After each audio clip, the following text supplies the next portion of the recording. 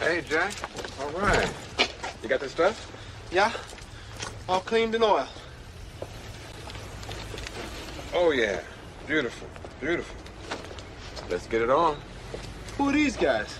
It's my theme music. Every good hero should have some.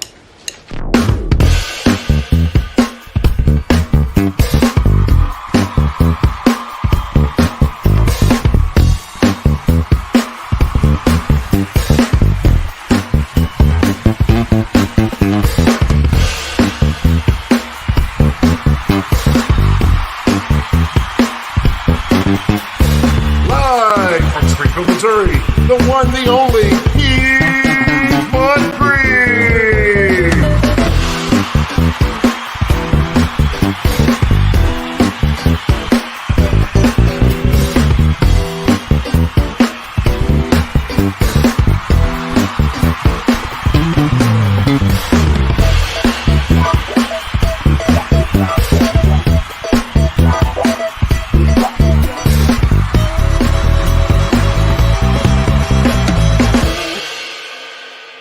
Excuse me, can I get a cup of coffee? Black? Can't you see we talking? White? Well. Hello and good morning, everyone. It is me, which means it must be Thursday. And I got to tell you, I really do look forward to doing these. We've already got a nice sized chat here. Hopefully we can get ourselves up to about 30 or 40. I'd like to see if we can hit 50 this morning, because I think we're going to talk about some really fun stuff with Marvel Studios, which is something that all of us have at least experienced in one form or another. Good morning, Willie, the Monkey King's music. But first, though, we're going to have a discussion, fun discussion, with really the lifeblood of what I think all of us really is about, which is just creatives creating, So we're going to have author J.M. Guillen to come in and discuss his latest and greatest. And I think everybody's really going to have a really fun time listening to him and talk about his career as an author and his latest Kickstarter. But first, let me bring in my good friends, Das Wolfen, aka John. Hello. And Martin. Good morning, wow. Everybody. How are you guys? I'm doing okay. Oh, yeah, I'm doing fine. Thank you for asking. You know what? It's safe to say that we've all been geeks and nerds pretty much our entire lives. Right? Oh, yeah, definitely. So now, I think we all seem to have really enjoyed everything that has pretty much been put out there for the most part, with the exception of the stuff that really sucks, which seems to be increasing year by year. But you would agree that at the heart of everything are the creatives that bring us this, right? Oh, yeah. We could without the creatives, we wouldn't have it. That's what I'm talking about. It takes creatives, whether they are, Bill Finger or Stan Lee, or really our guest today, Jay, which we should really bring him in. Hey guys. Hey Jay. How are you doing? Morning, Jay. Morning. It's been an interesting morning. Is it? But let me just say, we are honored to have you here. I'm honored to be here. I just wanted to just say, look, at looking over everything, wow, you've really written quite a lot. So it's safe to say that you, like us, have been a geek or nerd your entire life. Entire life. Yep. Star Wars first, MCU next. It wasn't the MCU, it was just comic books, right? D&D. Yeah. Oh my gosh. I think D&D is all I did in high school. Wow. Well, look, let me at least ask you this. When you were younger, what was your favorite book, novel? Whew. Boy, that's the thing. Would you believe I got into Stephen King at a crazy young age? I should not have been reading that cocaine-addled madman in my teenager years. But boy, did I. I got into The Dark Tower. I probably read The Dark Tower 15 times straight through. Wow. That series. Yeah. And now I write in a multiverse myself. But don't tell Stephen King. I don't think he'll sue me, but you can never tell. Well, okay, then since you brought it up, what did you think of the movie? I appreciate the passion they attempted to bring to the movie, but it did not align. I hated it. I hated the movie. It was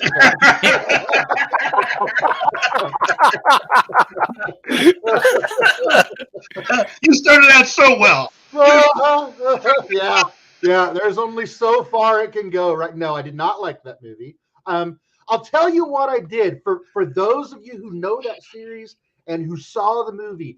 I pretended in my mind this was another level of the tower, another world where Roland and Jake were doing different things. Not my story, not the story I knew, right? Because that's the point of the Dark Tower. Like the MCU, it's a multiverse, and so there's infinite things happening in infinite places, and I just happened to tune in to a really cruddy version.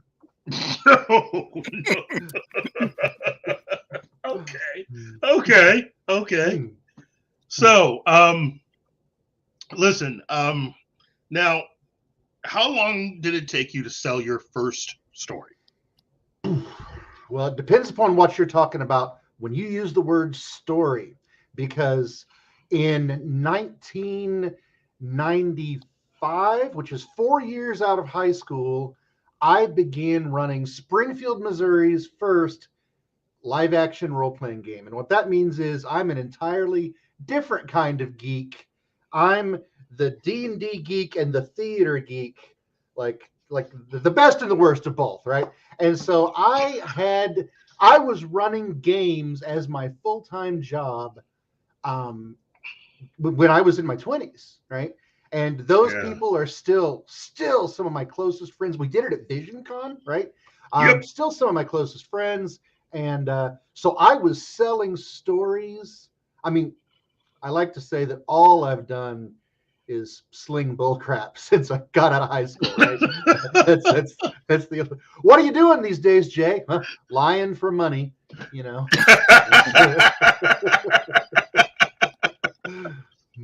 Wow, you know what? I do remember when that was all the rage, and I gotta say, personally, I think that really did help to bring a different dimension to fandom at that time.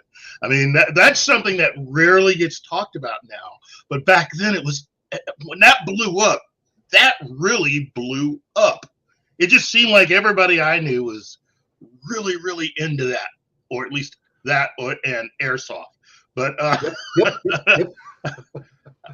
it's just everybody just seemed to really just get into it, and they weren't just. It wasn't just something to do. I mean, the people that were in it were passionate about it. And for them, it was almost like a calling to be a part of something like that. Yes. Having played D&D in my younger years, I got it. It was an opportunity to take everything to the next level in a way. Right. And wow, it was just, wow, amazing stuff. And I got to say, a lot of the ladies got away with wearing some rather risque things. So I can see why a lot of the guys got involved with it. Indeed. Yep, absolutely. I'll tell you, D&D is one thing, but when it's you and me in the Missouri woods at midnight, and you know there's 30 people out there hunting you, it's a different thing. It's a different thing entirely. Wow. Wow. Wow. Well, listen, let's talk about what you got going on here. Now, you seem to have a game here. So give us the specs on that one. All right. So, wow. So years ago, I ran what you might remember, or some people might have heard of, as a killer game. Some people call it Assassin, right? That's a game where you receive a target and you're supposed to go and kill them with Nerf guns or silly bombs, but someone's after you too. And the thing is, I was the faceless control of this spy organization. And when I logged off after talking to you, you didn't know who I was. I would always say, as always, Asset, we wish you well in the days ahead. And it caught on. So years later, I'm writing stories, and 6 of my books in this world, and I mean Bible, thick books, right? Started the espionage thing, and then it went Cthulhu, right? Like Lovecraftian horrors, things from beyond, right? But how are you going to have James Bond versus Cthulhu? Well, you've got to give James Bond next level Star Trek crazy technology just to have it even remotely begin to be challenging, right? So those were my books, and they really took off, and people loved them. This game is me giving people the opportunity to tell those stories to their tables. Wow. That's interesting. It's interesting that you would combine all that to go from Dr. No to Dr. No Way in Hell. Right. And I'll tell you, the awesome thing about both the books in the game, I mean, that really catches people is you, John, you are an asset and you live your normal life. You do whatever it is that you do. But then at some point, they activate the technology in the cybernetic crown in your space, and suddenly, whatever it is you were doing, you remember, that's not real. My regular life is a dream. I'm a sleeper agent. My real purpose is to go and fight the monsters. And whatever you're doing, my first book opens with him on an incredibly hot date with what's going to end up being 2 women. And in the middle of it, twitch, off he goes, because it's time to fight the monsters. And I did that because I wanted the readers to go, I would never leave that situation. What is going on? I would kill to have what he just walked out of. And then you get into it and you understand our world is not what you think. And that's what the game is about. It gives you that opportunity. And I'm going to tell you, we had the gentleman who helped us design this game. It's built to break the rules. Other games are built to give you the rules of who you are as this character, as your powers, as this. This game is built for you in the middle of the game to say, I want to create an effect that turns my enemy's bones to glass. I want to create an effect that transmutes all of the air around those bad guys into sand. And you can do it. I mean, I need to see some rolls, man. You're going to have to be legendary with those dice. But if you're fighting Cthulhu, you have to be able to break reality too, right? Yeah. So it's nuts. It's a lot of fun. I've had some play tests. I'm going to have some more. I'm trying to get enough people interested so I can run some demos at VisionCon itself, because our Kickstarter is starting the 20th, 21st. So here in a few days, and it's going through VisionCon. So I'm hoping to have some games running at con. We'll see how it goes. Wow. Now, this game is meant to be a distillation of a lot of what you've written. Does it cover all the books, or does it cover like a certain number of the books for which this is an offshoot of of one of the storylines that you had for that grouping of books. So let me tell you how big of an idiot I am. When I got started writing, I decided that what I was going to do was I was going to put out several different little series, little novellas, little books. And then I would go, the market will decide which book is the best book. And they'll pick it up and they'll love it. And I'll run with that. And that will be great. Except that the market loved them all. And that means I can't put one of my babies down. So I went back and I rewrote them like 1 or 2 or 16 times. And I made it so that all of these stories interwove together, right? They were all one piece, even though there's a science fiction, there's a fantasy, there's a Buffy the Vampire Slayer style, a bunch of gamer kids are out hunting monsters, but there's also things that are happening in other realities. And if you pay close attention, they're all dealing with the same monsters, the same terrible things that dwell between worlds, right? So this game, to answer your question, Keith, this game is about the largest series that starts with the book Rationality Zero. But in the end, it's 16 books. And in the end, the game is about the sci-fi, shoot 'em up, let's go take out the monsters kind of, heroic adventure. Wow. Wow. Yeah. That's wow. I like the sound of that. Yeah, yes, it's a thing. I see sometimes you have to be man, that's it. And before it's over and done with, I was talking earlier about how in this system, in this world, you just kind of get turned on. And now it's time to go fight the monsters. Well, before it's over and done with, who are the monsters? Are they the people turning you on? What do you know about your life? Where do you come from? Lots of questions by the time the book's over and done with. The series is over and done with. It's 6 books. Like I say, it's this thick. It's about 3,000 pages. I have all the ebooks on all my sites. I give them away for free. Probably way too much, my wife would said, but what the heck. Yeah, it's a lot of fun, and we have a lot of fun with it. Well, yeah, and it looks like we have one of your free books that we've placed the information for in the chat. For sure. Wow. For sure. You know what? This is, again, it's Mission Impossible meets the X-Files with a little something extra. I'm digging this, and I'm surprised Hollywood hadn't come knocking before now. It's funny. It's really funny because once you get into my stuff, people think, oh my goodness, why isn't this wider available? Why isn't this out there? I'll tell you why. I'm an addict to sitting and writing. If I would market a quarter of the time, my life would be so much better.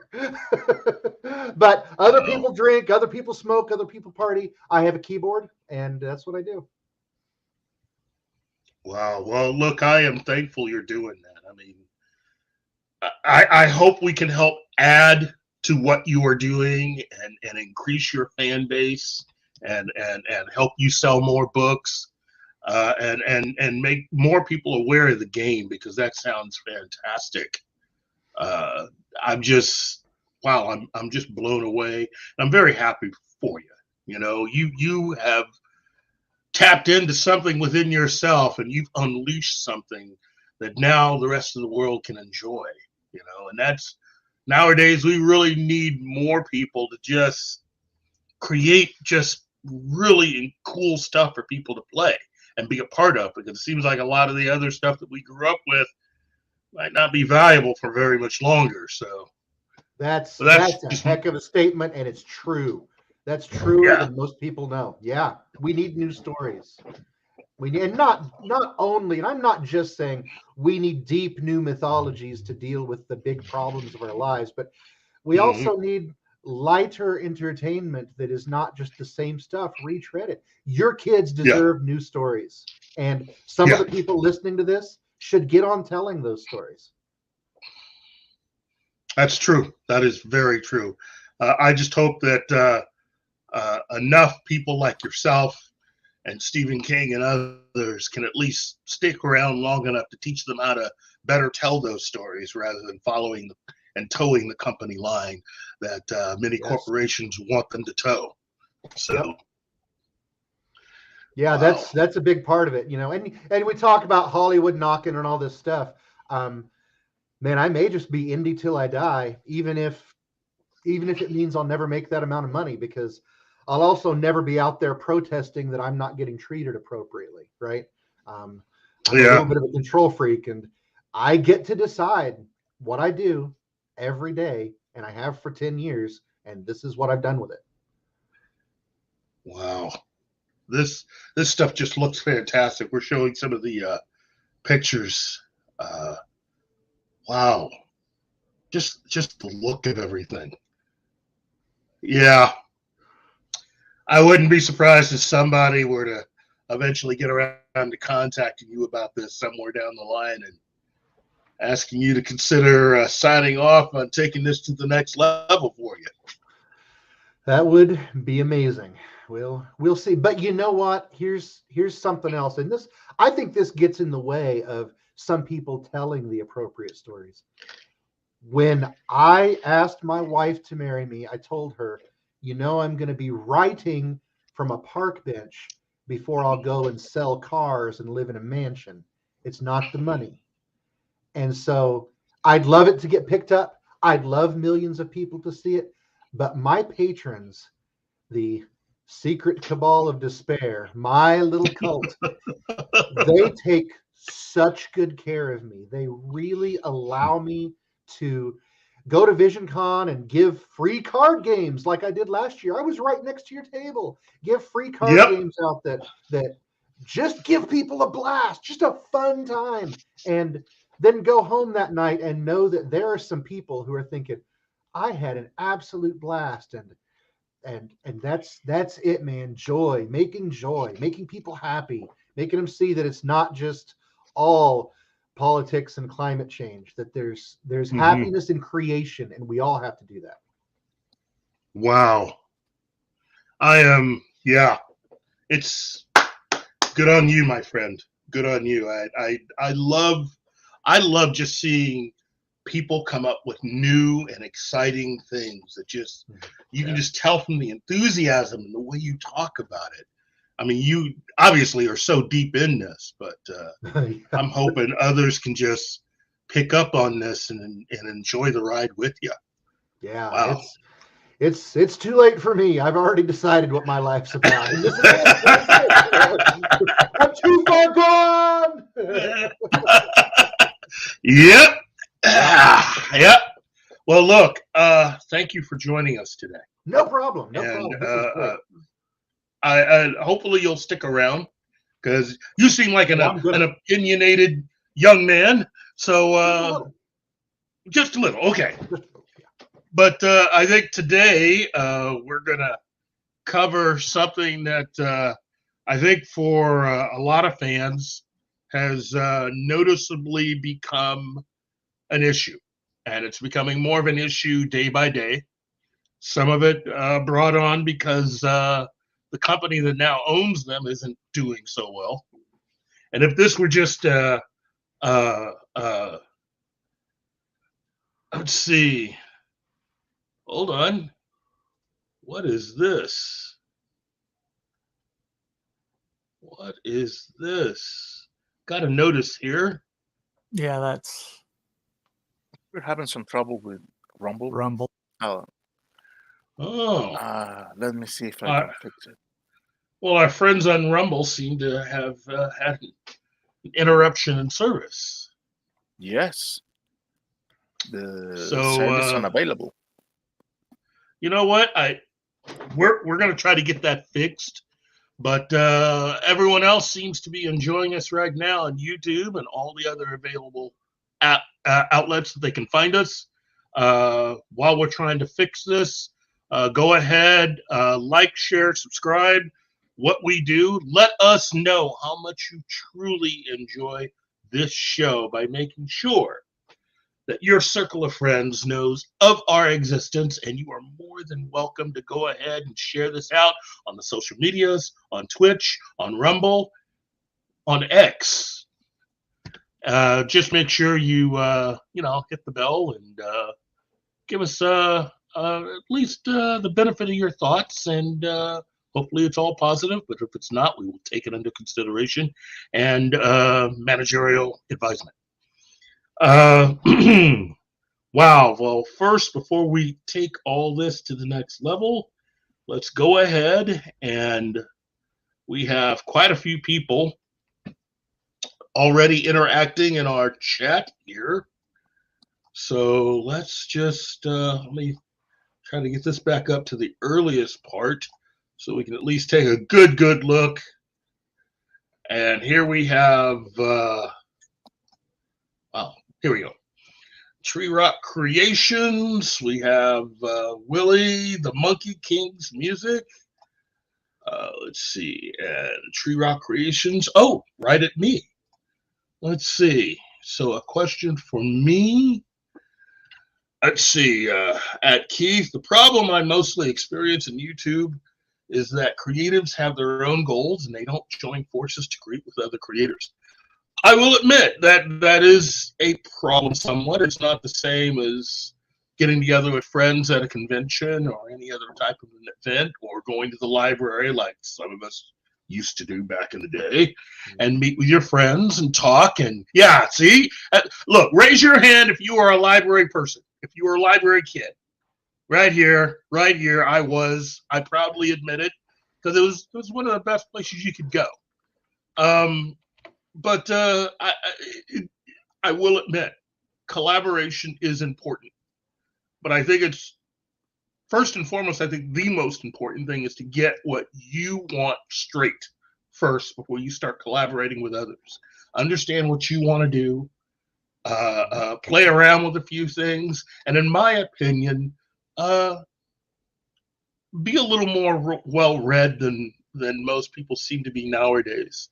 That's one of my biggest pet peeves, is that you're dealing with people who don't really seem to read that much, and what little they've read isn't that deep.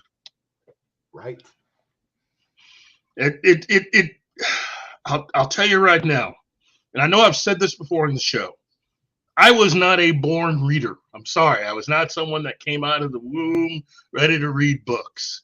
It took me a little bit, but thank goodness for my parents, my grandparents, and most especially the librarians at my local library who worked on me, who tried to get me to read, and especially a special group of librarians who, in finding out what I liked outside of the library, tried to find material that kind of fit what I like to enjoy. And eventually it just, once I started reading, that was a door that would not remain closed. I just took off, and it just created a whole new space for my mind to soar. And it's the best thing that anyone can do. You know, if you're going to be a creative, try to find a way of fitting in some time to actually read. Just read. And preferably something that isn't, preferably something that is not part of the current zeitgeist, but something that's a little older than you. And again, that may sound kind of bad, but understand what I'm trying to say here. Anybody that you would admire, chances are that person's probably going to be older than you. So if you admire a particular musician, find out who that musician likes and listen to some of that stuff. And chances are that'll be stuff that they, when they were younger, were influenced by. And you'll find out more about that musician. And the same thing goes for authors, I think. Find out who they like to read. Find out who they were entertained by. How about you, Jeff? Jay? Man, why did I say Jeff? Oh no, Jay. no, that's it 100%. Like I loved Stephen King at first. He was my first. I more recently loved Patrick Rothfuss, and there's a lot of controversy. When will he finish his books? I don't know. But his words are art. So while I'm waiting, I've waited 10 years, 12 years for the next book, I looked into who he loved. And then I looked into who they loved. And you just follow it like a tree. And you find truth in stories that you never expected. And here's the thing, there's only two sources for wisdom. You're either going to learn it outside yourself, or you're going to learn it from hitting your own shins. One way's quicker. That's good. For a lot of you out there that started like we did with D&D, just one of the influences on D&D was really the works of Tolkien. So, I mean, if you really wanted to be up on what D&D was about, you'd be well served to at least read some Tolkien, Yes. And again, only through doing that will you actually understand why the Peter Jackson stuff is way better than the $1 billion TV series that is not worth hardly anyone's time. Right. Yeah. But again, we need to have some new creators come along. We need a lot of young people to really get involved. But you'll find that, if you really want to learn a lot, or at least learn a little bit more, try reading Stephen King. He's got a lot to teach you through all of the stories that he's written. Try reading some Tolkien. And again, for a lot of young people, if you're someone in your 20s, Tolkien is really, really old. I mean, he's a guy from long ago, but trust me, his stuff has lasted this long for a reason. Right. But don't take my word from it. Just look at anyone that has become successful over the last 30 years and ask them what they read. And chances are they probably read some Tolkien. Yep. Even a lot of successful television shows will take ideas from the creator will take their ideas from something that they really enjoyed when they were younger. And again, it's no big surprise when you hear about something like, say, Buffy the Vampire Slayer and Joss Whedon, and Whedon being a big comic book fan, and one of his favorite comics was Spider-Man, which was really, integral in, I think, his creation of the character of Buffy, because that's really who Buffy is. Agreed. She's a female Peter Parker. Yeah, for sure. That's for it. sure she is. Yeah. So let's see. We're getting into some stuff here. Let's see. FKHC 2005. I may be seeing Tolkien's grave next year. Wow. Have fun. Traveling overseas is amazing. If you're gonna go overseas and do anything, take it. Oh, geez, Oxford. Have a good time with that, because not enough people know enough to really be amazed with that. Oxford's just one of those places that I need to get out. I need to go visit more places. I do realize that. I'm at an age where I can at least admit there are a few things I don't know, and I would like to visit a lot more places. Tree Rock Creations, Arthur C. Clarke's Rendezvous with Ramna held my attention and improved my reading skills. Mr. Clarke's description of things is amazing. Yes, it is. Arthur C. Clarke was definitely the man. He knew how to write, and I think there have been at least 2 attempts to turn that into a film. Forgot which actor was involved with one of those attempts, but that'll come back to me. Let's see. FKHC 2005. I lived overseas as a kid. Japan for 3 years, Guam for 3. Wow. Well, that makes you better travel than me. But I think let's see. Here we go. And also Tree Rock Creations again. Come on. You're giving it your all here, buddy. Playing D&D helps with creating stories, outlines, and scripts to keep track of the characters and what they did for next session. Unfortunately, I never did that when I was a kid.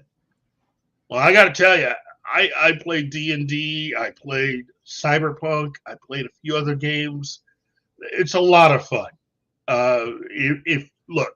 If you're not doing something like that, you should at least experience. If you've never done anything like that before, you should at least find some people and experience a D&D game, or experience a Cyberpunk game, or any of the dozens of games that any of your local gaming stores have. Some offer special nights where they have a lot of gamers, game nights. You should experience that. Go and meet some new friends and learn to play some really, really cool games.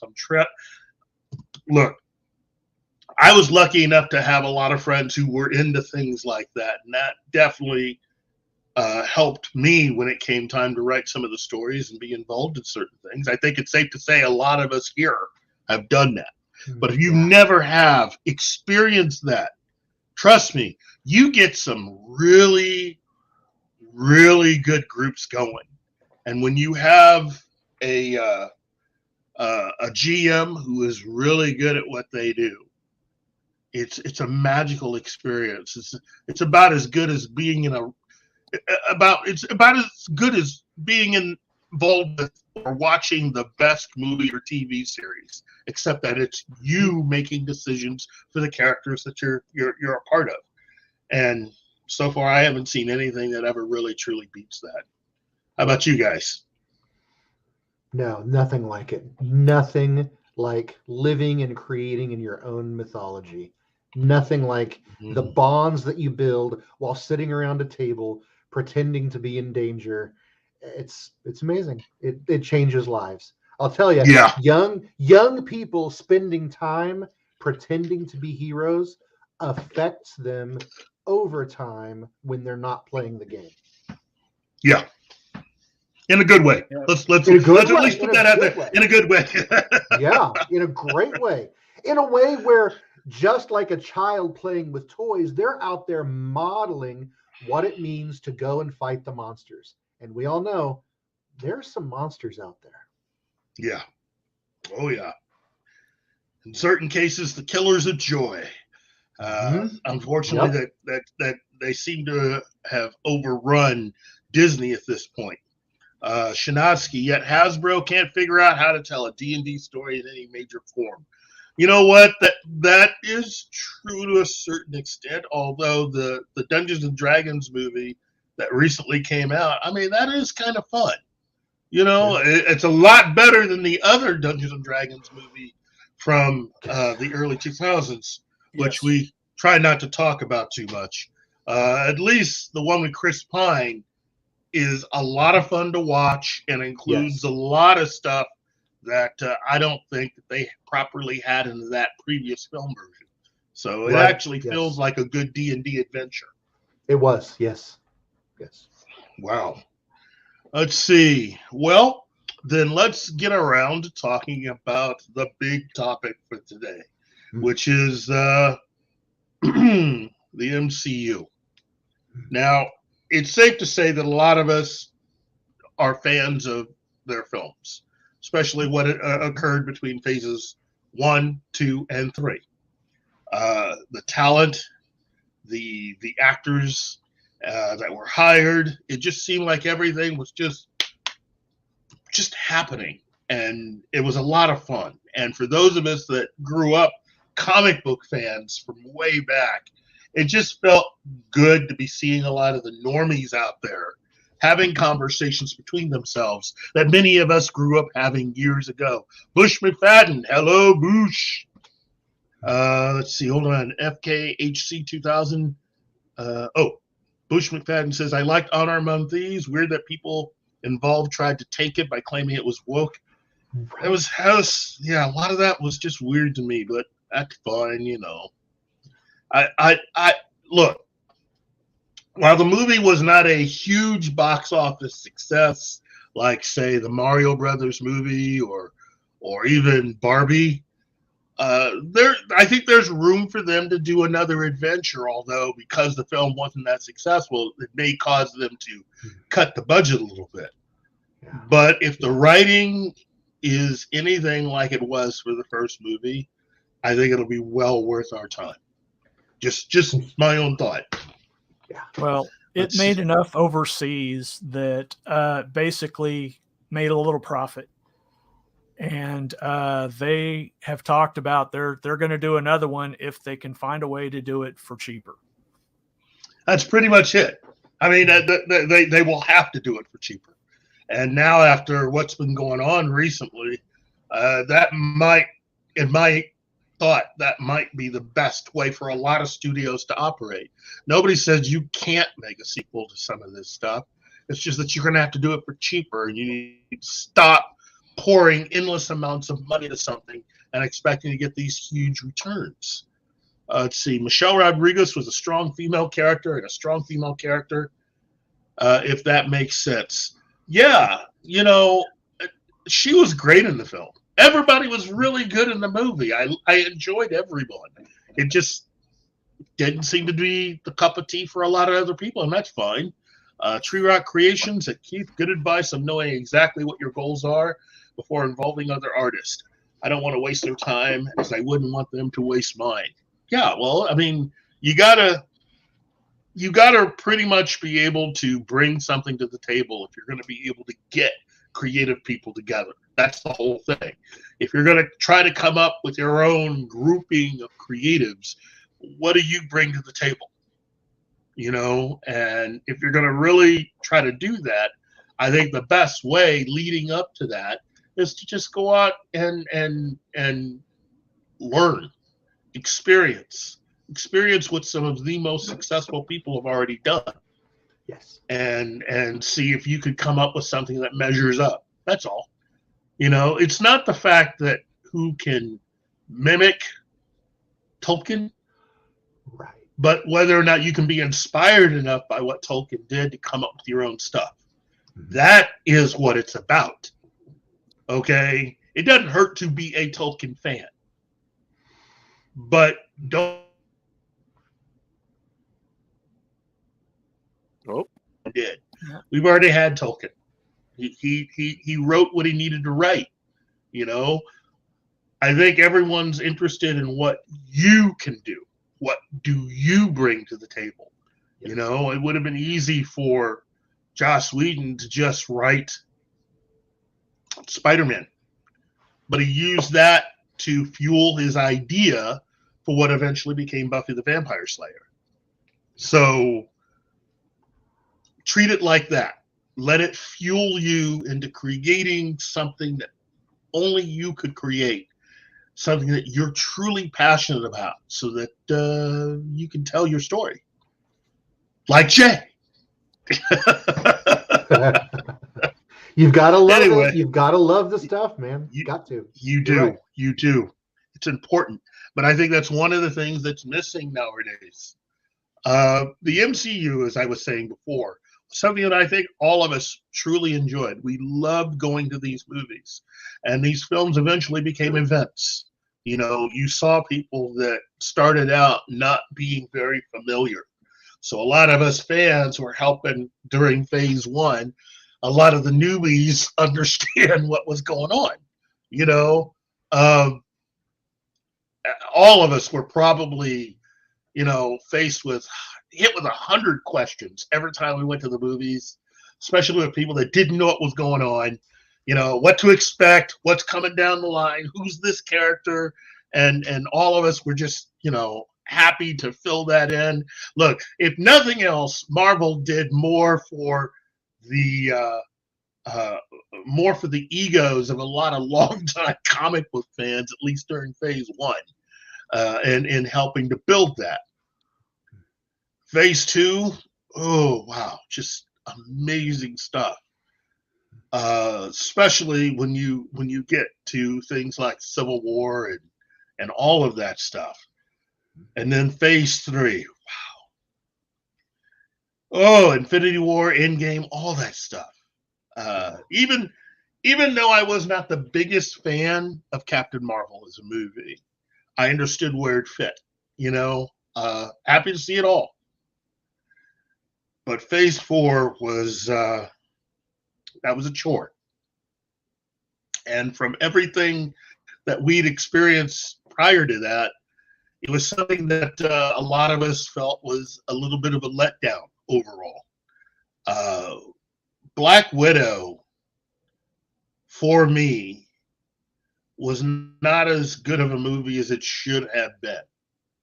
And I know some will make the arguments that I was mad because it wasn't what I thought it should be. It's not about what I thought. It's who the character is. You know, Natasha was never a superhero. She does not wear the spandex with the cape, and she doesn't have laser beams coming out of her eyes. She can't lift a magical object. She doesn't have the technological know-how to be able to fix things, to simulate power. She can't do any of that. She is who she is. She's a very well-trained secret agent and assassin, you know. She's Batman with a little something extra. Yeah, a little something. Little something. Yeah. But to make an entire movie, go ahead. And I'm talking about her red hair. Oh, yeah. Yeah, when you hire an actress like that, who, after watching her in Lucy, I'm not saying that it had to be with the visual effects, but there were certain scenes in there, and in the first Avengers film, and in Iron Man 3, 2. Yeah, 2. I think that if they had figured out a way of bringing that version of the character into her own movie, that film would have done way better. There was no reason to make a film that cost over $100 million. That character. That's the other thing. I've been saying that since the movie came out. It just seems wasteful to spend over $100 million on essentially a character that you could have easily placed in a Batman movie.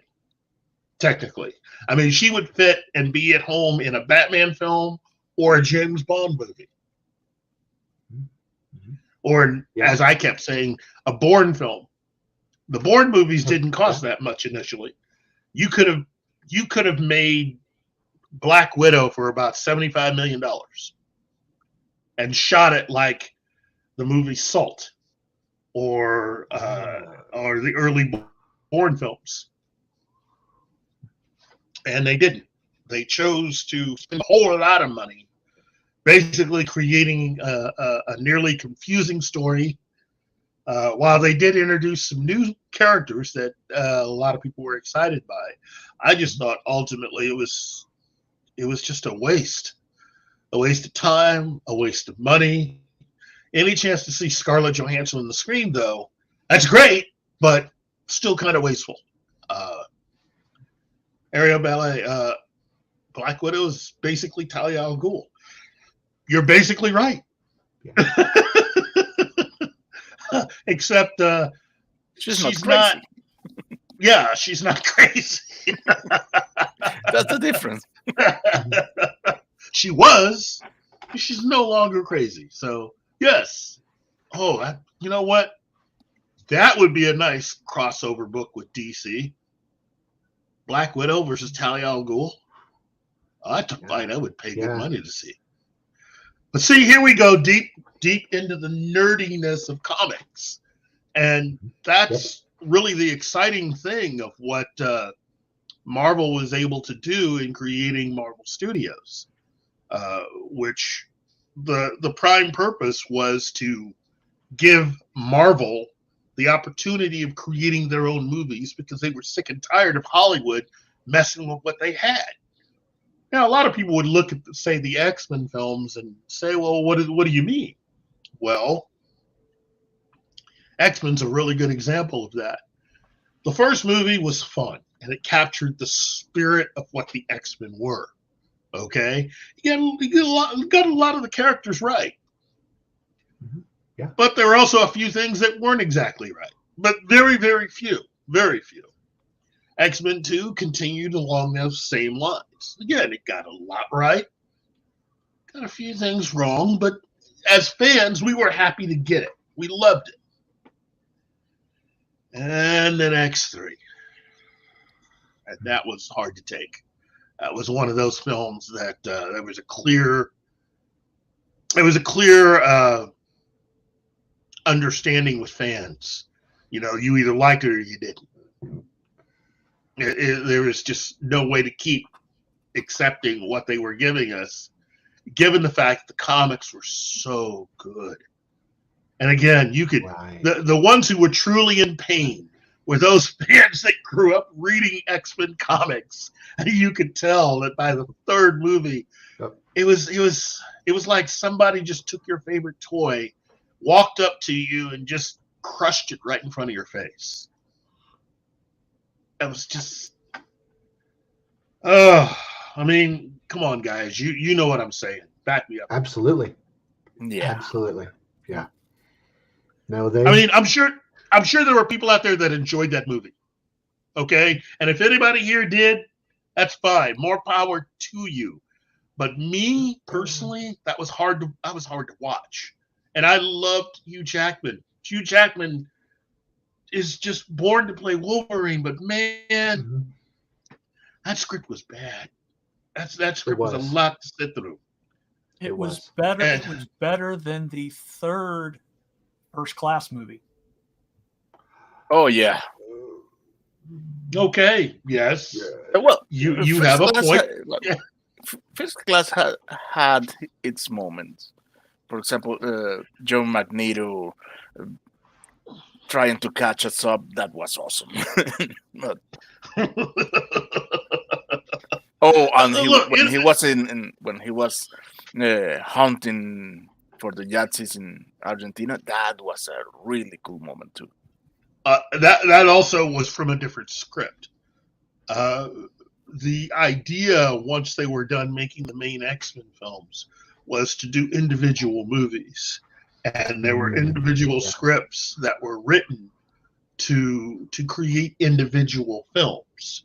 So one was a origin of the X-Men, one was a Magneto movie, and one was a Wolverine movie. And the X-Men Origins Wolverine killed the rest of them. Oh, right. Yeah. Pretty much. So they took what they had of the origin of the X-Men and they put that together with the Magneto movie. So they took two different scripts, they jammed them together in one script, and that's the reason why there's kind of an oddness to that movie.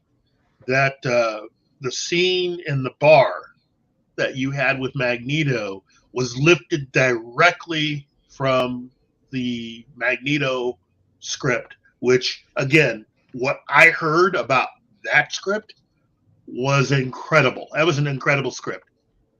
The X-Men origin script was okay. Wasn't bad, it was okay. And all of that had to be rewritten to fit together by the screenwriters that they had hired for First Class. But what they did was they lifted that entire bar scene word for word out of the Magneto script.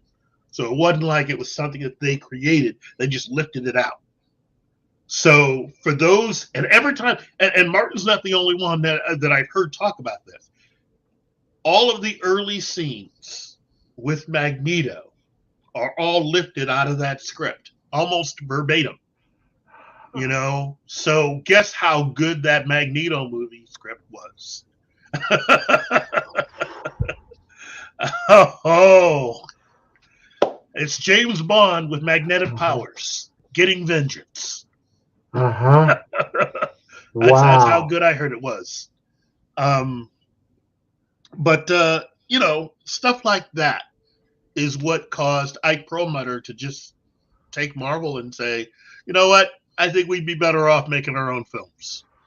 Yeah. You know, after what happened with Spider-Man 3 and the behind-the-scenes battles about that film, and the fact that your producer stabbed your director in the back on that particular movie, it just got out of control. And so they decided, well, it makes more sense if we just made our own movies, which is really what the point was. And to see it in my opinion, devolved to what it has become now, that is just as painful as really just watching that third X-Men film to me. You know, you're watching something that should be good, and it isn't. And unfortunately, Kevin Feige just doesn't really seem to be in control anymore. I'm not saying that he's not, but many of the things that he came up with, many of the ways that he worked have changed. You know, they no longer have people working for them that are fans. They have professionals who seem to be instructed to work a certain way.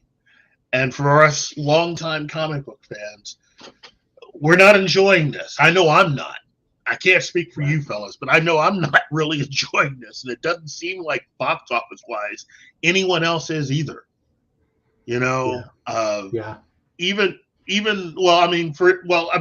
seriously, since Phase 4, think about this, guys. Since Phase 4, can you think? Do you actually know if you actually enjoyed the very next? I mean, every Marvel film that has come out after. Let's just say, for the sake, you know, those of us that have found one or two movies that we like. Think about the movie that you like in Phase 4. Did you like the very next movie after that? Or the one after that? Or the one after that? That's a long way to go to get to the next good movie. We didn't have that kind of problem in Phases 1, 2, and 3. Even if you didn't quite get... the only really good movie in Phase 4 was not even made by Disney. It was made by Sony. Well, it was made by it was a Sony script, but I mean it was made by technically it was made by Disney, but they weren't in creative control of it. Yes. Yeah, I'm looking at the list right now and I'm noticing that, I mean, I liked WandaVision because it was weird. I enjoyed Loki. What If, but all of those were shows. Those weren't movies. Right? I liked things that they took episodes to spool it out, right? Moon Knight was all right.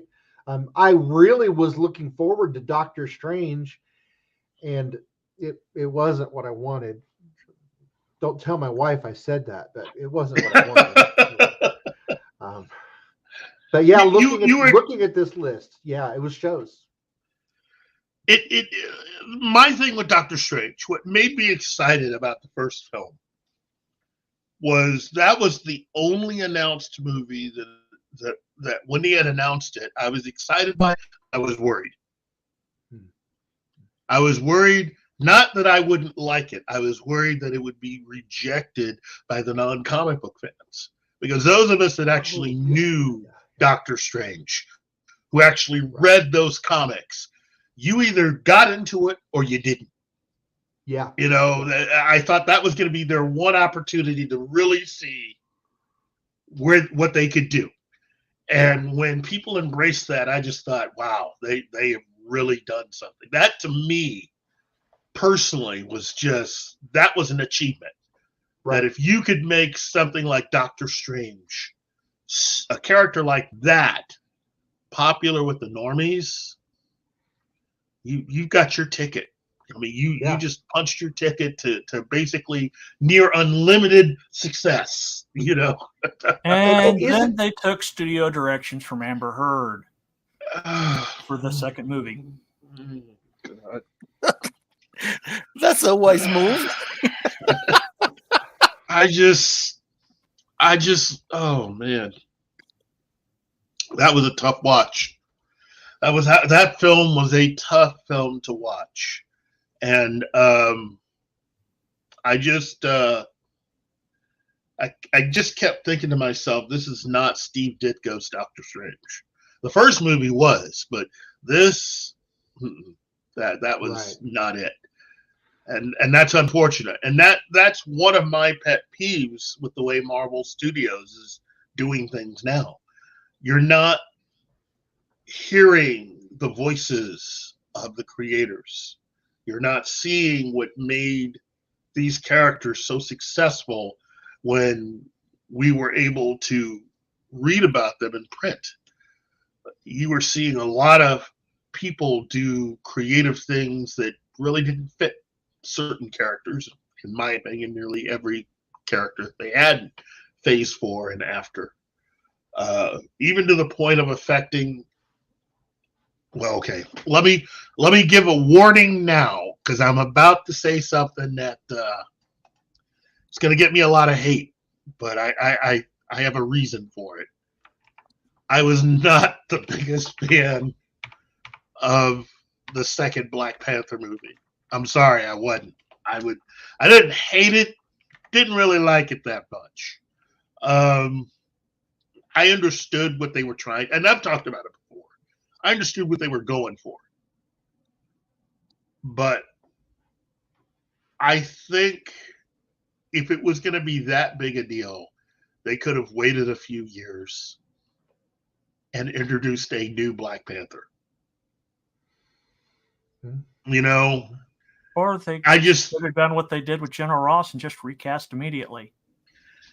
There is that. There is that. But when the director and the cast members feel so strongly about that, and that's fine. It's great that they loved him so much. But even when his family had suggested that they go ahead and recast, and they don't do it. I mean, yeah. I just think that there's a reason why Black Panther in the comics is such a badass. That his abilities are such that there are things that he can do that they never touched on in the films. And that it was a real opportunity that if they wanted to at least talk a bit about having him die, they could have done it in a way that would have fit with what the comics had. But again, I get it. You know, grief is a powerful thing. I just think that if it was really that important to them, that they could have waited. That's all. They could have had Shuri and a few of the other Wakandans make cameo appearances in other movies, and had, you know, kept up with certain things that way, rather than do a full-on sequel film. I think if you couldn't have the Black Panther in a Black Panther movie, that you should just go ahead and just let it go for a little bit. That's all. Not that I'm looking to defend them in any way, but they were thrown into a bit of a tailspin when James Gunn got fired, and it threw all their plans out the window. True. What James 5. Yeah. What James Gunn, though, was going to be charged with was creating all of their stories for all of their adventures outside of Earth. You know, their cosmic side. All his stuff was going to be cosmic related. Black Panther, especially being post Endgame. Well, look. To me, the biggest mistake they made, outside of not hiring creatives that were fans, was not going small again. That is the thing that Marvel was always good at. Going on the more personal level with a lot of their characters. And what they should have done was they should have started small and used the success of the Spider-Man films as a way of doing other characters the same way. You didn't need to have these gigantic adventure films for every character. There were certain characters that were just as effective fighting on a more personal level here on Earth as they could out in the wider world or in the galaxy. I just think that they should have stuck close, and I think they messed up again with Black Widow was a mistake because of how they chose to do that. And Shang-Chi was a massive mistake, in my opinion. I didn't like that film. Sorry, I didn't. I thought that they made too many changes to the character in adapting that character to film. Now, I will admit, you had to make some changes because the original version of Shang-Chi was based on Bruce Lee. And I know they probably didn't want to get sued. Yeah. But the basic story had nothing to do with, had nothing to do with what they ended up making the whole thing about. It really is kind of, to me, it's the most badass Star Wars story they never made. That if they went a different direction with Star Wars, where Luke found out who his father was and decided to wage a one-man war on trying to take down the entire empire on his own, to work his way to where his father was so that the two of them could have it out. Man, see, even repeating it like that, see, that's the movie they should have made. That's Luke Skywalker, and just taken out, but that was the thing about Shang-Chi. He was on a one-man war to track his father down and have it out with him. And he was going to dismantle his entire criminal organization, one piece at a time. There was nothing about magical lands and none of that stuff was in the comic. And by now, a lot of you who have taken my advice have had a chance to read some of those. You'll see what I'm saying. It just wasn't like that at all. And so what you had were, you could have had Black Widow, Shang-Chi, Luke Cage, Daredevil, and a few of the other street level characters having all these little mini adventures and then bring them together as the MCU version of the Defenders and throw in Doctor Strange for a little something extra. Yeah. That would have been something, and it should not have cost as much as it did. Shang-Chi itself should have cost $60 million to do. They didn't spend no $60 million on that movie. And what did they do to the Eternals? I mean, that was just tough to watch. That was just a tough watch. I'm just trying to say that. Hold on. Bush wants to ask, what do you think about Marvel's Katie, Keith? Aquafina should not be allowed on screen anywhere, ever again. Well, she did well in Renfield. Yeah, well, look, I like Aquafina. I just felt that they could have found another part for her. In fact, I'm going to say something else controversial. The actor that they had hired for Shang-Chi should have had another part. I felt that the actor who they had hired to be Snake Eyes should have been Shang-Chi.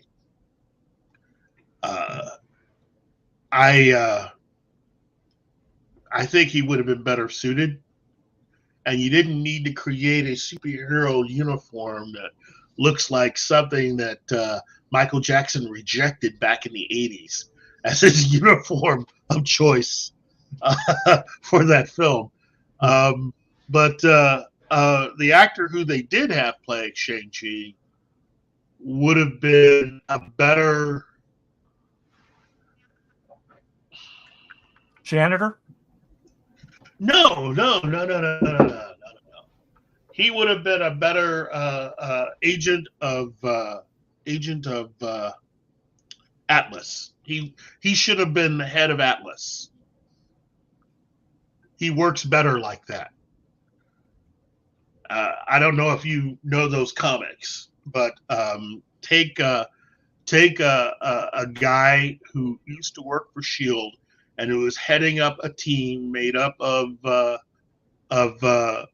heroes, all with kind of an Eastern sort of bent, and they called themselves the Agents of Atlas.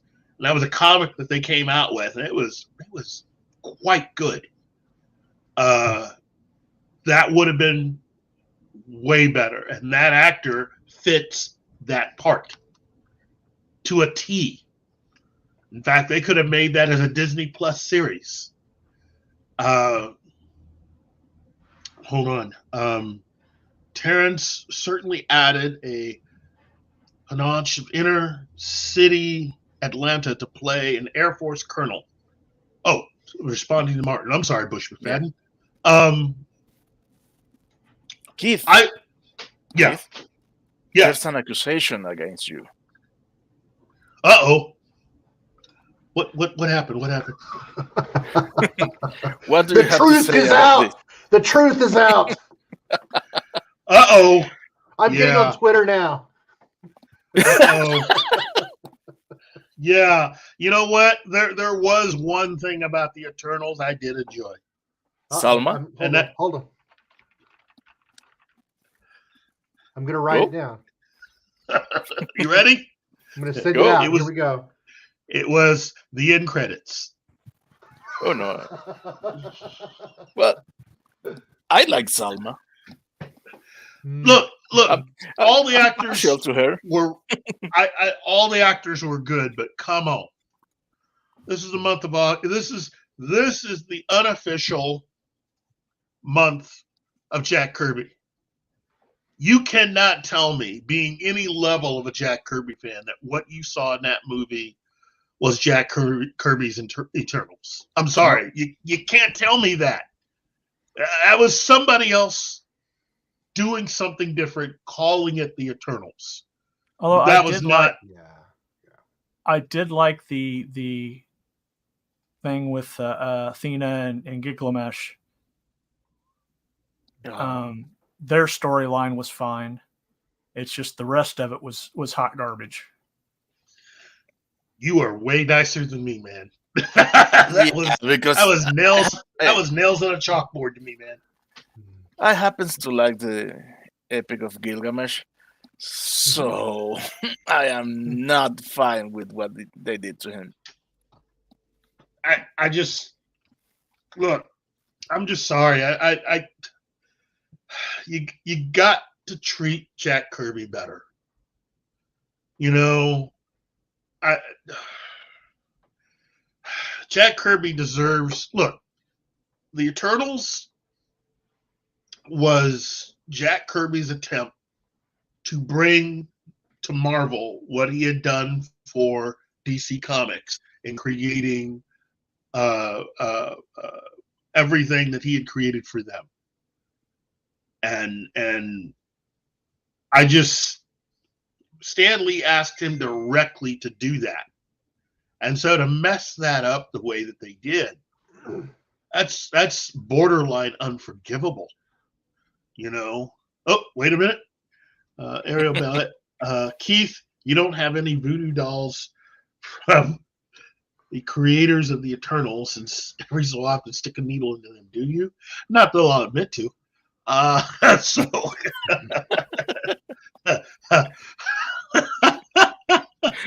but look, let's say your lawyers advise you not to comment in the matter. And I will defer to my legal counsel for answering that question. Jay, what did you think, man? What did you think? Look, here's a question. Here's a question for you that I've been kind of holding as we've been having this conversation. Yeah. Now, I have an answer. I just want to see what yours is. We spent the first part of this talking about how, regarding creators, we need new voices, we need new stories, we need to be getting out there and changing the world via the stories we tell. But now we're talking about people who took these old stories and told new stories, but we don't like this. What's the difference? Clarify for our audience. What's the difference? Yeah. The difference is this. You're taking stories that someone else had and you are passing it off as if this is what the creators had done, rather than taking newer characters that easily could have been created in the comics or even created for the movies and turned into comics, and going that direction with some brand new stories, which again I would have no problem with, Right. you know.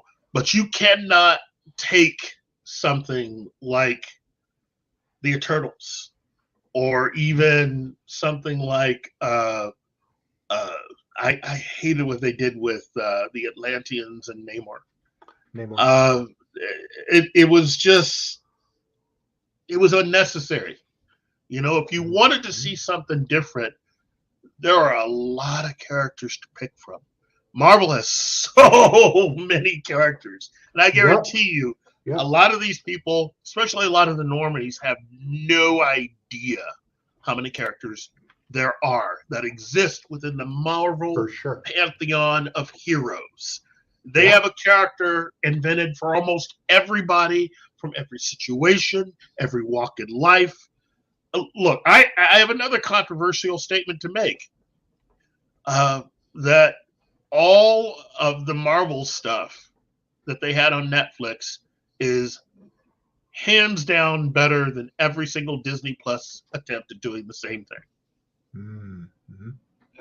Sure. Look at every single Disney Plus Marvel event. Can you honestly say that anything that they've done is as good as season 1 of Daredevil on Netflix? No. And things are so out of hand. I know that there are people out there that did not like Iron Fist, but I would prefer Iron Fist on Netflix to a lot of what they did on Disney Plus for Marvel. I mean, and they ended up firing the guy who headed all that up, and just breaking ties with Netflix. Right. So that when they bring this stuff over, you're not even hiring people who worked on a lot of that Netflix stuff. So you're not getting the best. You're just getting something serviceable for the moment. Yeah. And let's see. Wait a minute. Bush McFadden says Marvel Studios also has a ton of source material to draw from, and decided they were better than Jack Kirby and Stan Lee. They really, really aren't. Bush, amen. You're not. Okay? These stories have already been thought through. You've had some of the best, most creative people go over this stuff. Okay? You really don't need to try to reinvent the wheel. Just present it. Now, you could have a writer sort of punch up certain things, try to bring it into quote unquote modern day, but for the most part, the hard work has been done. And yet you think you're going to be able to do better than Jack Kirby and Stan Lee? Wow, that takes a lot, because if that was the point, I've yet to see anything out of Phase 4 or Phase 5 that even approaches to being as good as what Jack Kirby and Stan Lee did. So, again, we as fans have already spoken. We've already shown our displeasure. I mean, these films have not been well received. You know, we don't need to go out there and picket, get mad. They should want to really try to earn our business back. But if they don't want to do that, that's fine. You know, you're welcome to do anything you want to do. But here's the thing. The guy who came up with the plan to do all of this, to take Marvel Comics and make their own movies, he's no longer running Marvel. They got rid of him. And Kevin Feige, I mean, he's trying to run this entire company. He's doing more than just overseeing Marvel Studios. So as far as I'm concerned, he's taken on a lot. Oh, wait a minute. The question is, Jack Kirby's still alive? Gosh, I wish he was. I wish he were. Yeah, he died in wish he were. 85 or 86, I think, wasn't it? Yeah. Would you like him to watch the thing that they have made with his creations? Let me put it to you this way. If Jack Kirby had still been alive, I don't think he would have cared. I think he would have. I don't think he would have cared about keeping silent. I think he would have said something, and they would have had him make cameos in all the movies. Yeah. Because if there's one person who has more than earned the right to cameo in all of the Marvel films, it's Jack Kirby. Yeah. Because he helped to create it all. Yeah, sure. Steve Ditko also. Steve Ditko only died a couple months before Stan Lee did. Yeah. And it was 94 is when Jack Kirby died. I was thinking it was the 80s, but it was the 90s. Fortunately, we still have Steranko. Oh, Steranko. You know what? You notice it'd be the easiest thing in the world for Disney just to take a crew, go visit Steranko, and spend 2 weeks doing nothing but talking to him and getting all these stories that he has. Steranko does not give two shakes what anybody thinks. He is willing to tell. If you're not following Steranko on social media, you need to be, because you are missing out. It is the perfect combination of a man that has reached a certain age where he really, really, really doesn't care anymore what you think. He's going to tell you what's what. And he was there. And what he did 2 years ago by dropping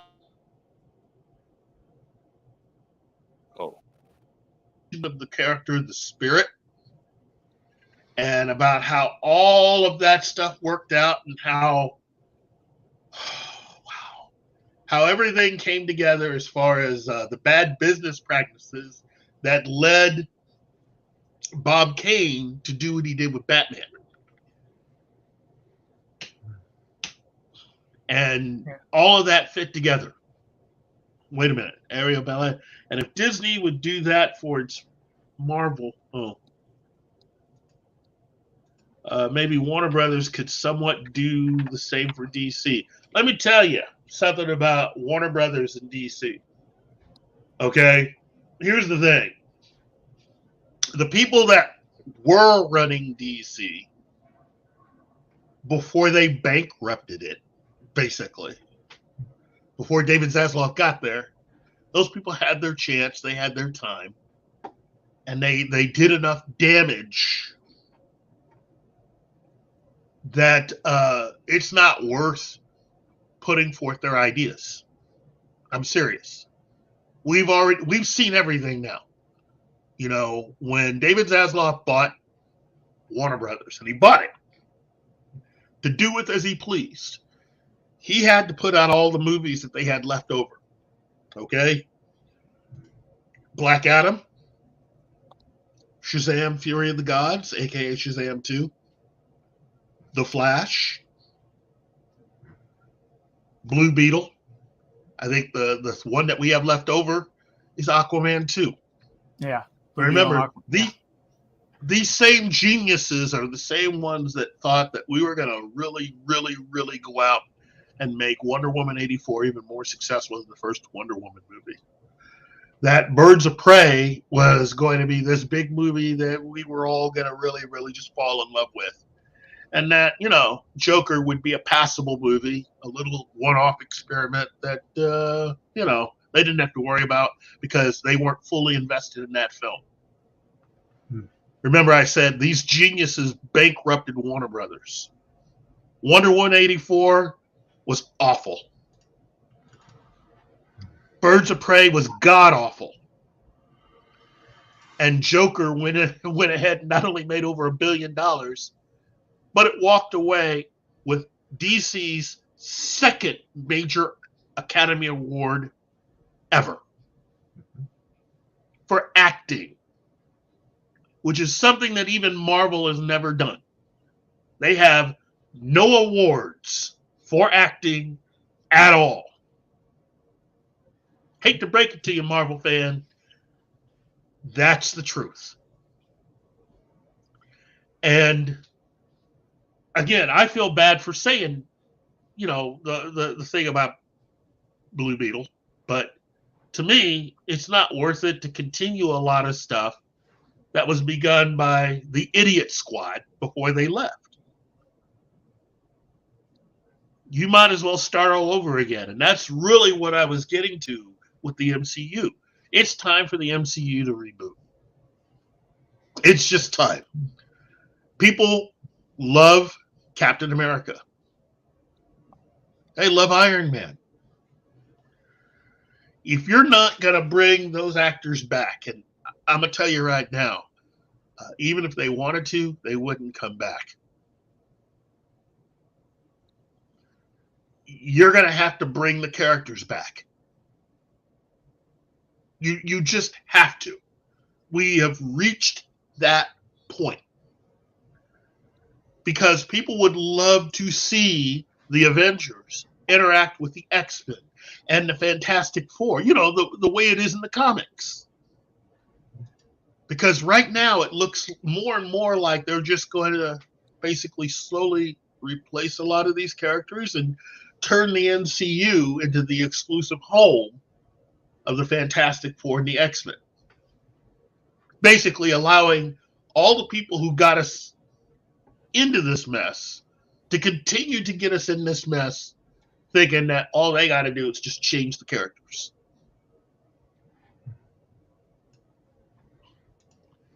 Meanwhile, James Gunn, whether you like him or not, he's been given the opportunity to help DC reboot.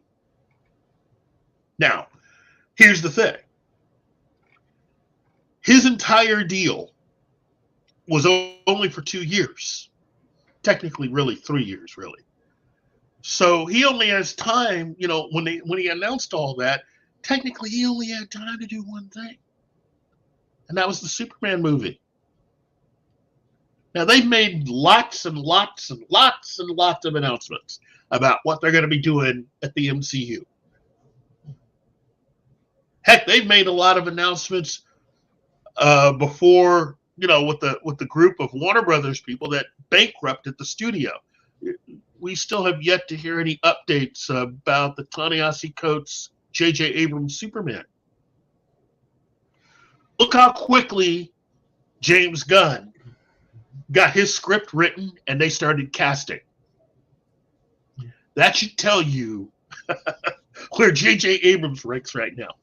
He is now officially struck out with Warner Brothers and Paramount. And basically, I don't think he's got anything left. It's not like he's going back to Star Wars either. Shenotsky, you will burn in hell for this. Put it up there. All they need to do that. I know what you're trying to do, Shenotsky. That's not going to work, man. That is not going to work. I'm not gonna lose it. Have an aneurysm right.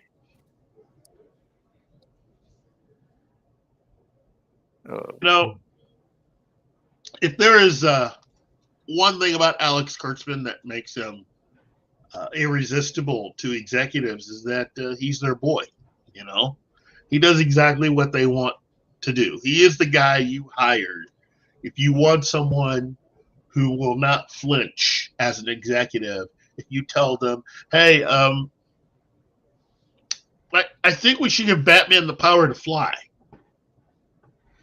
Kurtzman won't ask any questions. He'll just make it happen. I think Batman should have laser beams coming out of his eyes. Kurtzman will make it happen.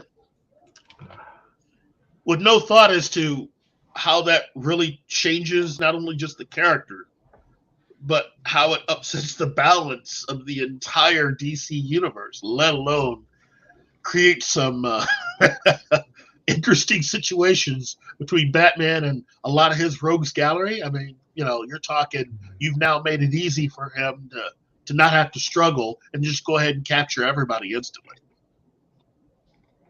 Yeah, I'm surprised that Marvel hasn't called up Paul Feig and have him do the Fantastic Four movie and reboot it as an all-female cast. And as a musical. No, they're saving him for A-Force, the film.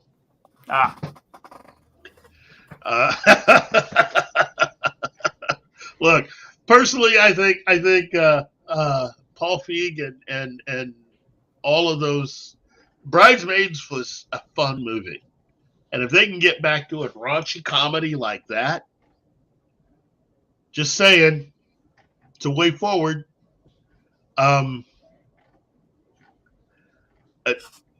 Yeah.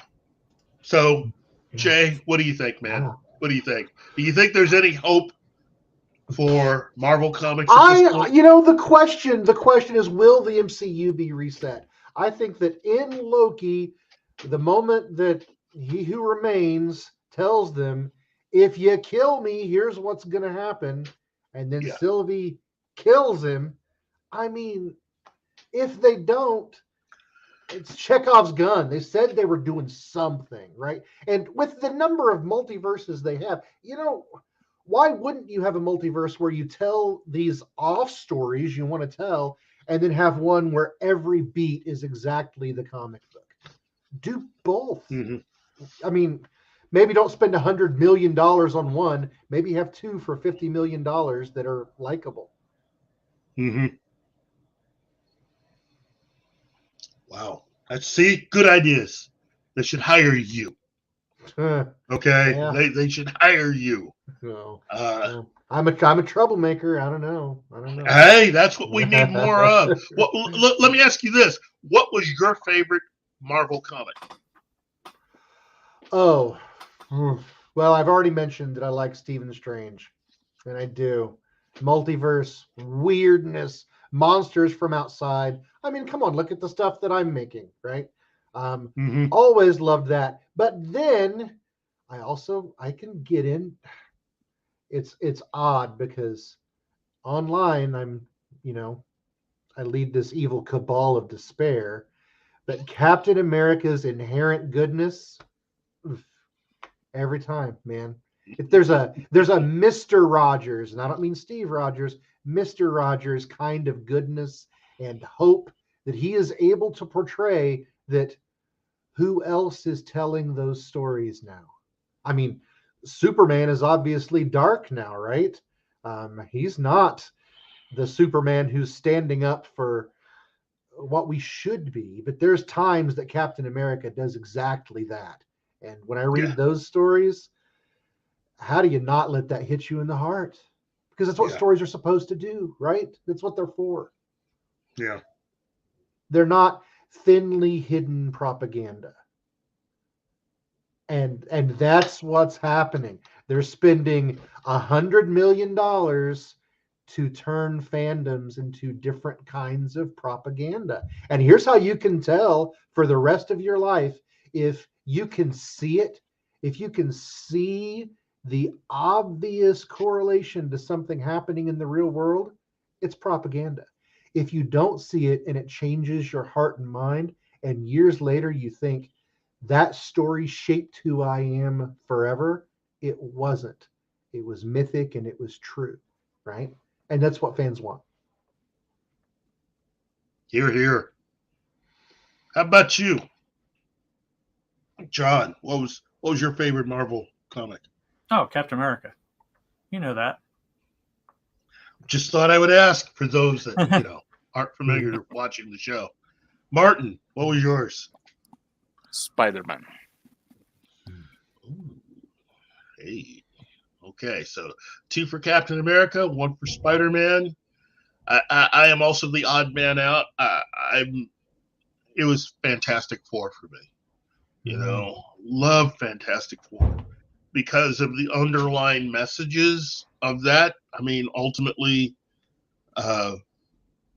it's why I enjoyed Angel more than I did Buffy the Vampire Slayer, because it's a character, in the case of Mr. Fantastic, like Angel, who he's someone that is functioning to do what he does best, but deep down he feels responsible. He's in his mind, he's responsible for all of this, and he owes it to everyone that he cares about to get them, especially to Ben, his best friend, to get him out of this mess. That's what you need to portray with that book. I mean, it's an adventure stories is what it is, but it's different kinds of stories. You can do whatever with the Fantastic Four. They fit everywhere. Whether it's you could make it an alien invasion, you could make it a superhero battle story, but you could also make it fantasy. Dinosaurs walking down the middle of Manhattan. Oh, well, the Fantastic Four's got to get involved. It's really just it's Doctor Who with 4 people. Right. Yeah, it is. Absolutely, man. That for me is really what turns Fantastic Four into everything. And again, there are a lot of smart people, smart characters in the Marvel Universe, but not many can beat Reed Richards. Yeah, no. But he is as smart as Bruce Wayne is wealthy. And yet, he has guilt. Both of these characters suffer from a lot of guilt. They're motivated by it.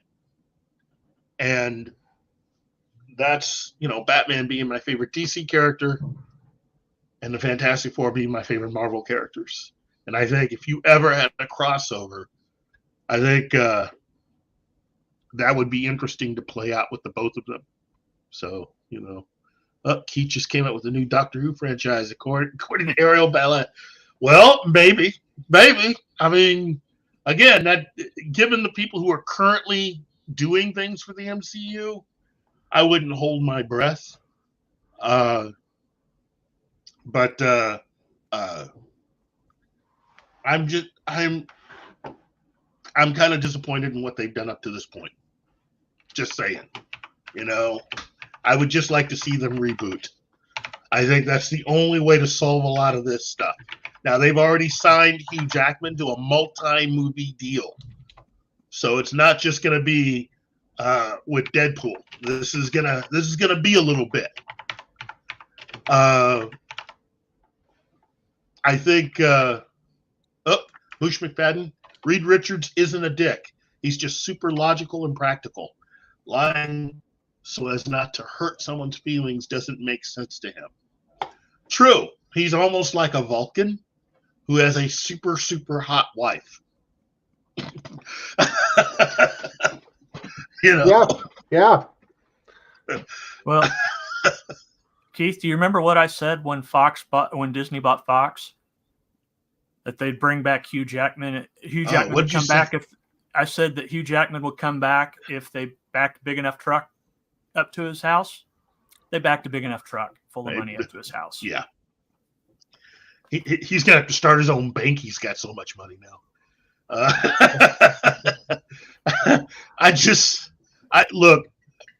I'm digging it, but I'm not as excited as I thought I would be, because I don't really trust the creative people behind Marvel Studios right now. I don't trust them. I'm happy that we're getting Fantastic Four, but I don't trust them. I would love to see Luke Cage. I'd love to see the daughter. To me, you want to impress me? Give me the Daughters of the Dragon. Make that happen. But I wouldn't trust him. I don't trust him.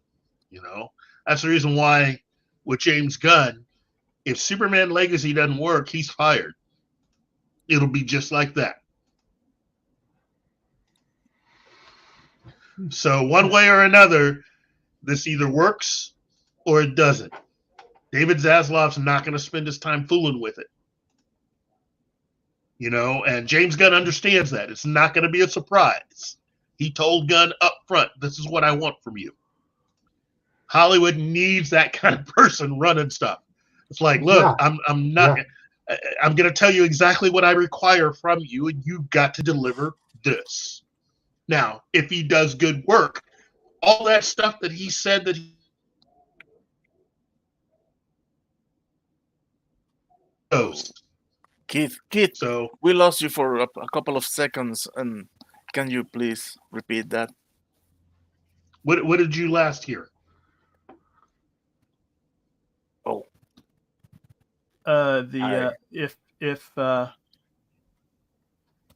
if he does good work, and then it was nothing. Oh, if he does good work, then he'll be able to make everything work. He'll be able to bring to life all of these ideas that he's had. If not, he's done. It'll be just like that. So we need more people like that. We need more people that can just tell the creatives, look, this is what I require of you. You do your job, you create, I'll do my job and make sure you have what you need to do that. That's it. That's all. You know, I think things will be fine. But if we're not going to do that, we don't want to watch. Tree Rock Creations. What got me into comics? Well, honestly, it was Linda Carter Wonder Woman TV series. I wanted to know more about that character. However, the Wonder Woman comics confused me because it was different. I totally get that. But you know what? There are a lot of different TV shows that people got into before they read the comics. I'm sure there were a lot of fans, even when the campy Batman TV series was on, who were completely thrown by the comics. That television series almost killed Batman as a character in comics. If not for Denny O'Neil and Neil Adams, there would be no Batman. And because they took over and had to fix the character after the Batman series had gone off the air, we got all this goodness because of that. Christopher Nolan would have had nothing in his Batman movies if not for those two guys. Because pretty much everything he had in his films came from those two. Batman living downtown on the top of Wayne Tower, they created that. League of Shadows, they created that. Ra's al Ghul, they created that. Talia al Ghul, they created that. You know, I mean, I think the only major character that they used the only two major characters that they used that they didn't create were Bane and well, no, it was just Bane, really. That's it. Oh, and the Joker. But I mean, yeah, that's pre before they got into it. But I mean, those two, without those two, you'd have nothing. And Denny O'Neil, fine Missouri guy, fine Missouri writer. You know, he was the dean and really was Batman's other dad for decades. So, yeah. Huh. What? Oh, you didn't know that? No, I didn't know that. Sorry. Yeah. Denny O'Neil's from Missouri. Now the man leading DC, also from Missouri, Jim Lee. His family, when they immigrated to the United States, settled in Kansas City. The more you know. Wow. Yeah. The guy leading DC Studios from Missouri. He's from St. Louis. Yeah. Well, see, look, it's going to be interesting watching both companies. But I'm focused on the MCU because they had so much success. I mean, really, when you think about it, Marvel was beating the heck out of DC. So they self-sabotaged themselves, basically. I mean, Yeah. I mean, the only way you could stop the MCU was for the MCU to go wrong. And it did. Big time. It wasn't just one or two movies. The entirety of Phase 4 got cut short. Because according to Kevin Feige's original plan, we'd still be in the middle of Phase 4 right now. So, I'm telling you, they need to do something. And it needs to happen yesterday. And as far as I'm concerned, I have said everything I needed to say about Ike Perlmutter. He and I probably wouldn't get along, especially politically, but I'm telling you this much. That guy was smart. He knew enough to get the right people in those jobs. And if he still had control of Marvel and not Disney, I'm pretty sure Kevin Feige would either have fixed this by now or be finding himself a brand new job. And I'm not saying Kevin Feige should get fired. I'm just saying what they're doing now is working against the reason why Marvel Studios exist. Because everything they're doing now is the exact reason why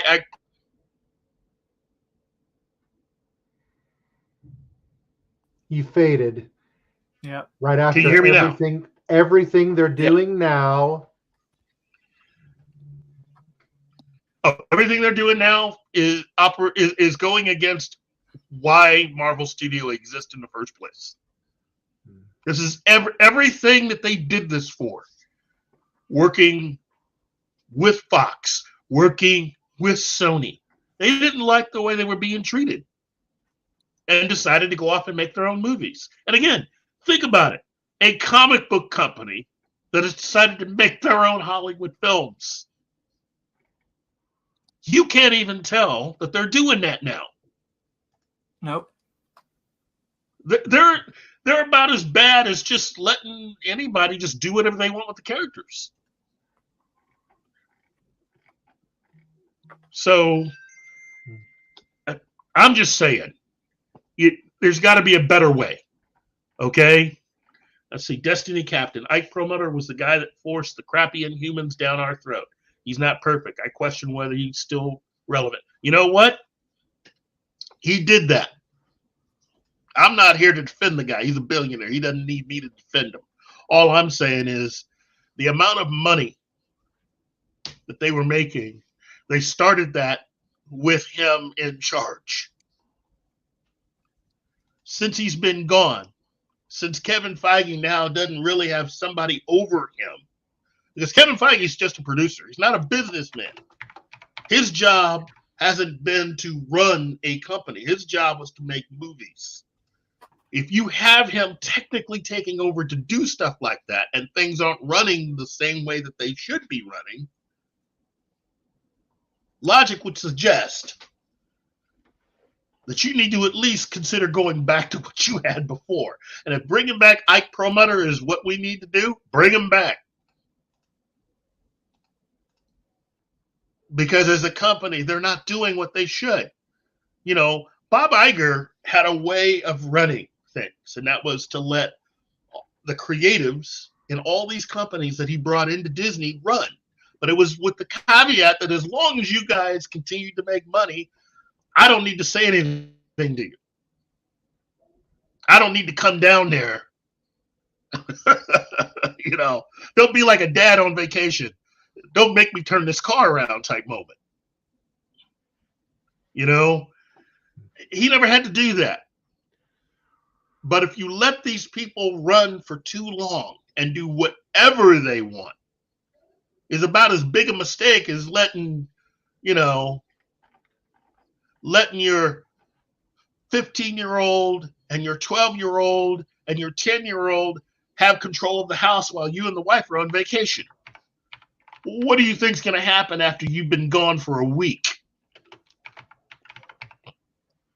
2 weeks. Nothing good. There you go. That's what's happened. That is what has happened. That's the reason why Lucasfilm has crashed and burned, why Marvel's having problems, and why Pixar has just driven right off the road.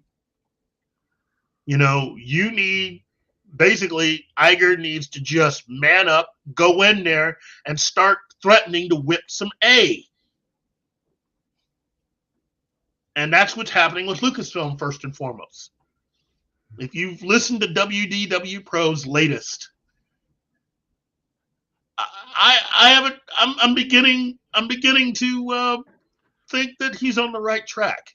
Lowballing the numbers. If you go with what they've reported, minimum Lucasfilm as a company this year has lost well over $625 billion. No,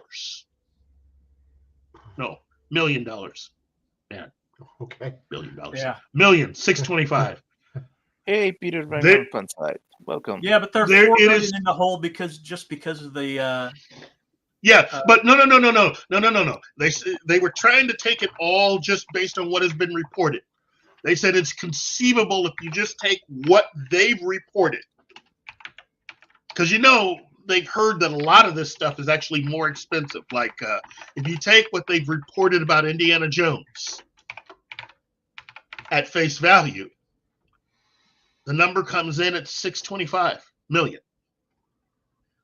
It is conceivable then that if you go with what they've heard and add in a couple more million, and again, this is not even counting post-production, it is conceivable that Lucasfilm on its own may have cost Disney $1 billion this year. not counting what the Galactic Star Cruiser cost them, which was $4 million. I'm saying right now, yeah, I'm saying right now, you can have whatever view about George Lucas you want. He never ran his company like that. Yeah. So, again, just understand, we fans, a lot of us are frustrated. Some have given up. You're not selling merchandise like you used to be. And many of these companies have now decided, well, it's not that important. So you're not selling merchandise for Star Trek like you used to. You're not selling merchandise for DC. It's affecting Marvel now. You're not even selling a lot of Star Wars merchandise like you used to. It's not that important. Okay. I'm going to remind you what my father taught me when it comes to business. Don't ever mess with the money. Just don't mess with it. And all of them seem to have forgotten that. So here we are. Yeah. Because we fans, they think we're a dime a dozen. That's fine. But that doesn't mean we have to spend any money on what you're giving us. And it looks like a lot of us have decided not to. And again, if you're one of the people out there that's enjoyed everything the MCU has done, has enjoyed everything that Star Wars has done, has enjoyed everything that Star Trek has done, more power to you, and love it all you can. But understand something. There are people, at least 50% of whom these companies have basically chased away. If things are going to go in a positive direction for what you like, you're going to need at least half the people that left to come back.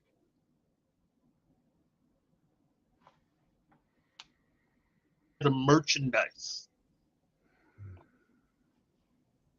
And from where I'm sitting, that is not happening anytime soon. Well, Jay, where can people find you? Man, and get in touch with you and just, go out of their way to worship at the altar of the goodness that you are providing. I am on Facebook. You guys have provided the link. I'm on Twitter. You guys have provided the link. I'm also on Patreon. My patrons take care of me. They make certain that I can be the kind of weird in the world that they want to see. Right? I'll be at VisionCon. I'm going to sponsor again if I can get it all done in time. That's the hope. Man, that's how to find me. And it was great being here. I love listening to you. It's good having you on the show, man. It really Awesome. is. Yeah. And congratulations. You really are doing something really kind of fun. I look forward to seeing you at VisionCon this year. Yeah. I'll John. be there, Yeah. Where can people find you, my man? Where can the ladies get in touch with you? Well, you can find me here on Pop Culture Minefield, obviously. But I have my own channel at Real Das Wolfen. It's you can't see the title, but I stream on Thursdays at 4 Central. And but tomorrow here on Pop Culture Minefield, I'm doing the third part of my game day, filling in for Gary. And we'll be doing more Baldur's Gate. And that's tomorrow at 10. Nice. Martin, where can Tell people me. find you and Here. all the goodness that you provide? Oh, just here? Just here. All day, all the time. Well, I thank you for your dedication, my friend. Really, I thank both you and John. You guys are incredible. And Jay, again, thank you. Thank you for coming on and Thank you, man. It was having great. fun with us. It was awesome. All I do is what I do. Hold on, wait. True Rock Creation says, Keith, I really miss good comic book characters who have arcs. I am so sick of seeing characters beat the blank out of the enemy and chasing after a device. And that's it. You know what, my friend? I agree. I miss good writers. I think if I were running things, I would turn back the clock on Marvel and say, let's just pretend that the last 15 years hasn't happened.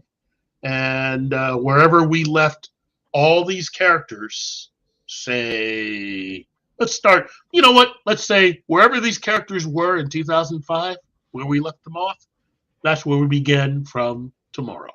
All our stories will start from that point, and we will bring in some veteran writers, 3 or 4, and all the rest new writers. You pay attention to them. You learn to write from them. You do what they do. You do what you're told, and you provide us some good stories. I think that'll fix it. If I decide to run for King of the Geeks, you can vote for me at I'm not going to do that. I'll leave that with my other twin brother, R&B. So,